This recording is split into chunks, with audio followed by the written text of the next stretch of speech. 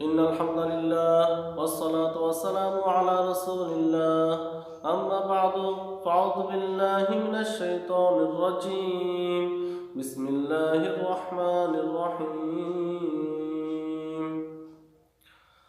قل إن كنتم تحبون الله فاتبعوني يحببكم الله ويغفر لكم ذنوبكم والله غفور رحيم وقال النبي صلى الله عليه وسلم من أحب سنتي فقد أحبني ومن أحبني كان معي في الجنة أو كما قال عليه الصلاة والسلام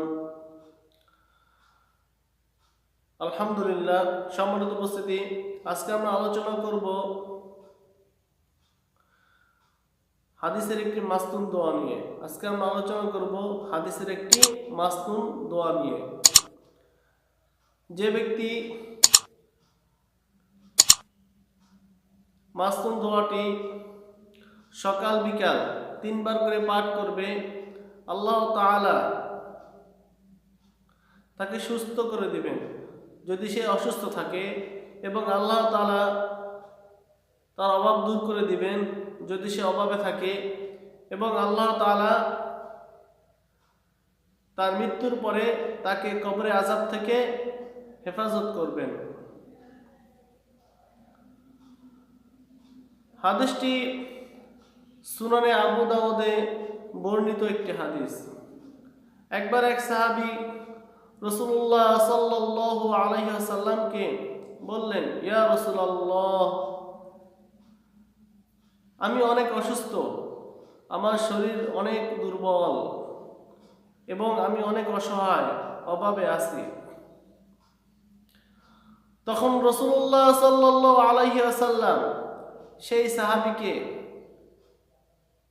একটি দোয়া শিক্ষা দিলেন। সেই দোয়াটি সেই সাহাবী আমল করার দ্বারা আল্লাহ তাআলা তাকে সুস্থ করে দিয়েছেন এবং তার অভাব দূর করে দিয়েছেন, এবং আল্লাহ তাআলা তার সমস্ত পেরেশানি দূর করে দিয়েছেন। সুবহানাল্লাহ।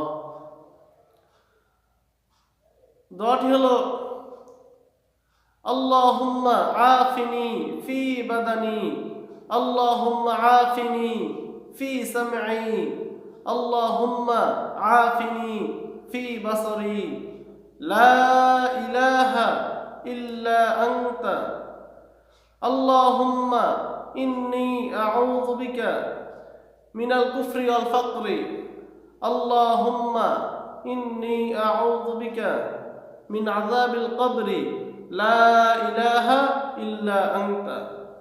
সম্মানিত উপস্থিতি, আমি দোয়াটি আবার পড়তেছি।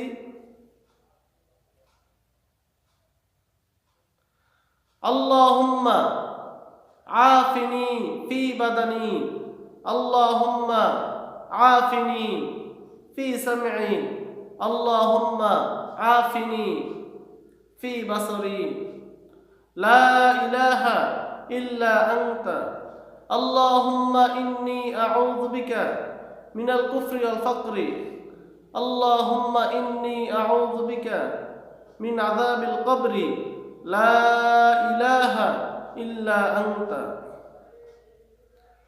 সম্মানিত উপস্থিতি, এই দোয়াটি যদি আমরা সকাল বিকাল 3 বার করে পাঠ করি, আল্লাহ তাআলা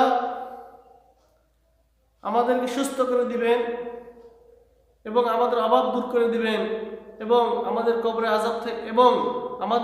কবরে আযাব থেকে হেফাজত করবেন। তো সম্মানিত উপস্থিতি, আমাদের অনেক ভাই আছেন যারা অসুস্থ, অনেক ডাক্তার কবিরাজ দেখিয়েছেন, কোনো লাভ হয়নি, অনেক টাকা খরচ করেছেন, কোনো লাভ হয়নি। তো ইনশাআল্লাহ আমি সেই ভাইকে বলবো, যদি সে ইখলাসের সাথে অন্তরের অন্তরস্থল থেকে বিশ্বাস করে